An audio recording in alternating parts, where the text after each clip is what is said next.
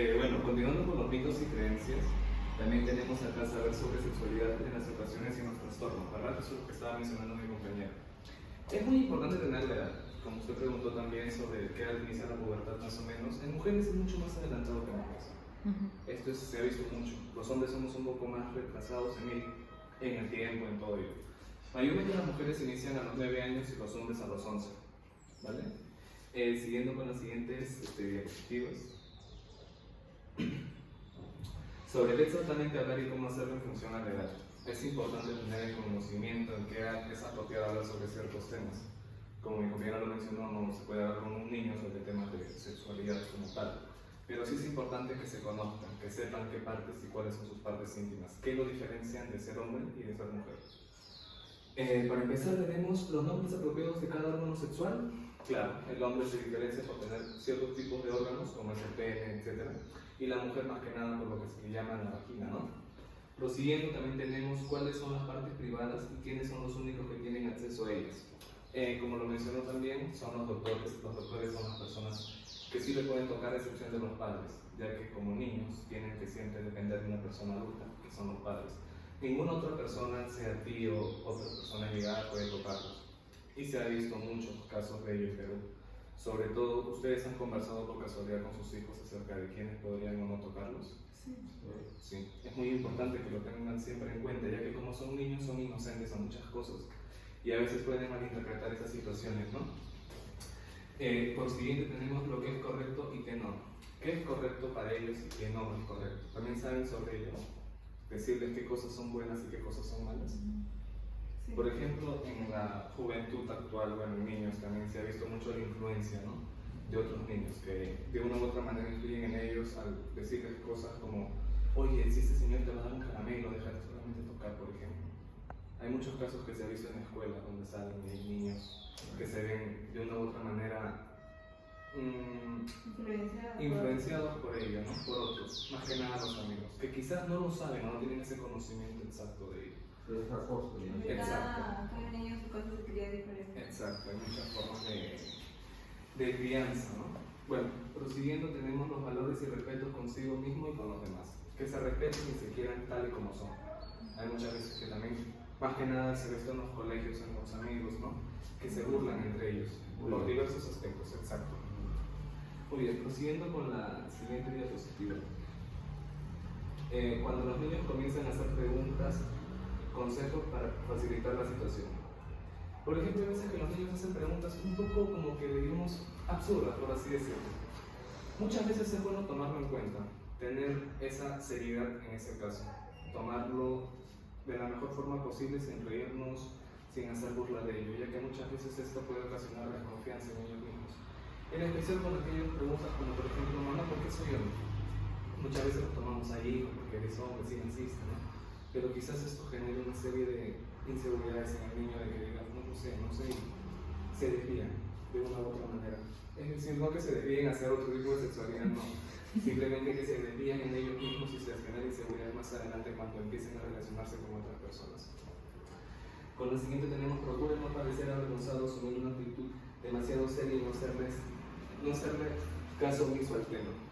También es importante ello, siempre tener la seriedad, responder de la manera adecuada y sobre todo teniendo el sustento adecuado, ¿no? Es importante mantenerse informado siempre. Bueno, continuando con la siguiente diapositiva.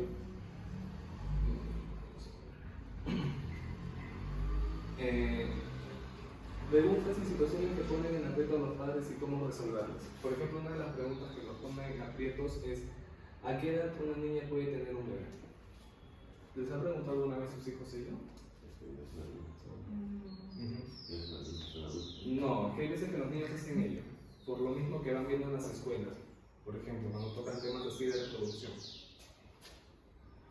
En algún momento dado les va a tocar, y es importante tener esa información adecuada y saberla manejar.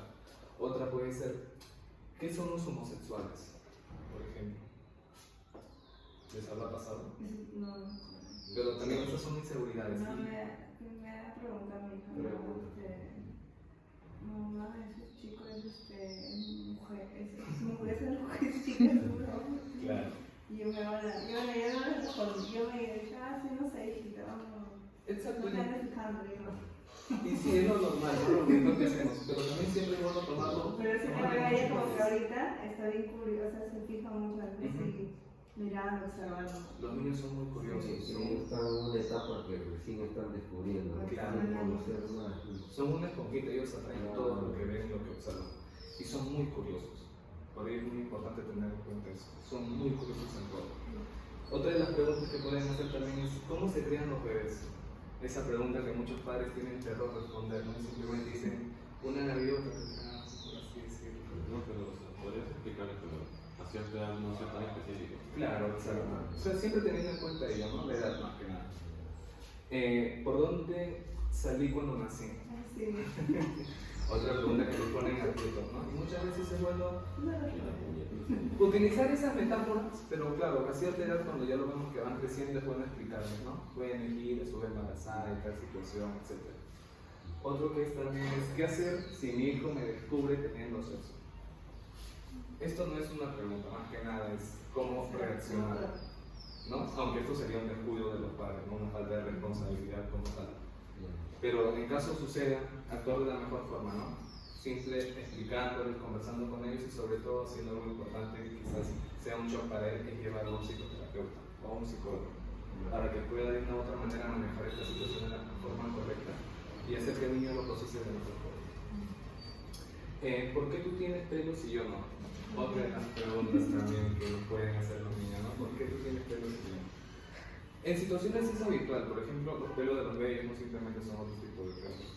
Pero, por ejemplo, es ello, ¿no? ¿Por qué tú tienes y yo no? Cuando a veces los hijitos ven a los padres así sin polo y dicen, ¿por qué tú tienes pelos y yo no? Es habitual que lo pregunten, ya que están descubriéndose, como dije en un principio, son como una esponja, ellos absorben y están curiosos por todo. Y siempre es importante explicarles el desarrollo, ¿no? Porque eres un niño, cuando vas creciendo poco a poco, vas entendiendo estas cosas, etc. Siguiendo con la siguiente diapositiva es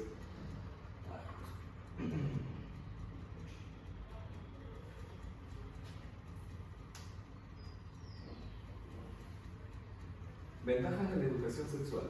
Si un menor maneja suficiente información, no la busca en otras fuentes.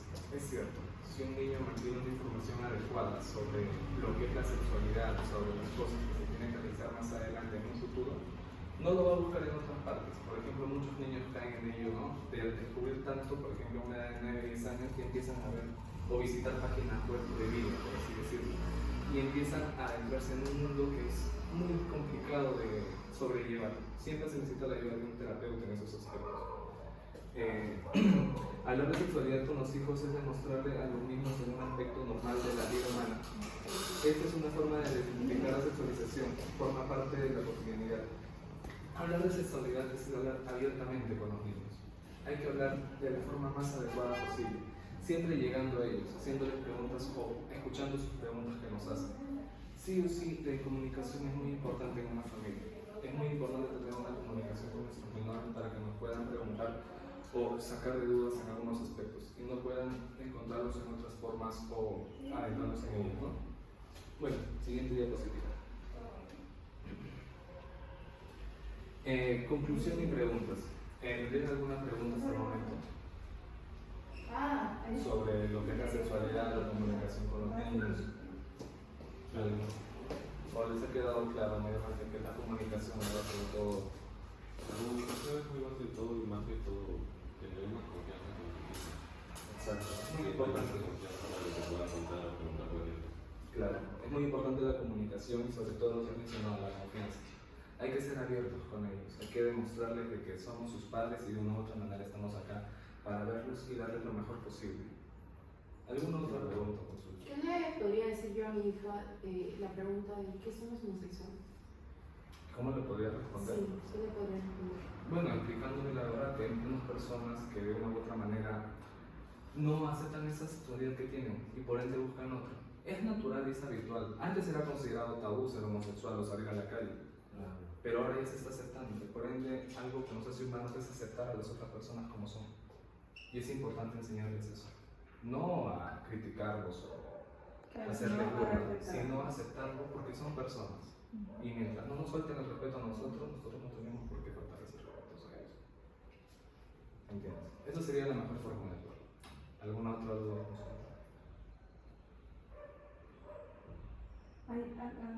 ¿Cómo se le explica cómo se tiene un niño? ¿Un O sea, cómo? cómo se procrea. se procrea. ¿A qué edad? Ah, bueno, claro, eso sí es una pregunta un poco más ¿no? Pero eso sería más o menos a la edad cuando ya tienen 7, 8 años, explicándoles realmente cómo se da la sexualidad en las personas. En esa edad ya en los colegios primarios se está enseñando sobre la sexualidad, sobre cómo se unen las partes íntimas de las personas. Muchos padres lo consideran tabú realmente, no sé por qué. Para mí es importante que un niño sepa, ya que va a tener mucha mayor responsabilidad más adelante. Según estudios que se han realizado, también hay muchos niños que a partir de la edad de 10 años están teniendo relaciones sexuales. Sí, ahora hay un programa incluso para las niñas que en los centros de salud, creo, y que les ponen como una inyección o algo, como para que se cuiden a partir de los 10 años, 9 años. Sí, Hay claro. un programa que por esto de las violaciones, por eso. Sí, me imagino. De verdad, sí, es muy complicado. Y sobre todo en una sociedad donde vivimos, que es Perú, ¿no? Que es un país un poco subdesarrollado y a pesar de las desigualdades que se observan, muchos niños caen en ello, ¿no? En la falta de información. Por ello es importante la comunicación. Y también es importante tener en cuenta la etapa en la que uno considera adecuada.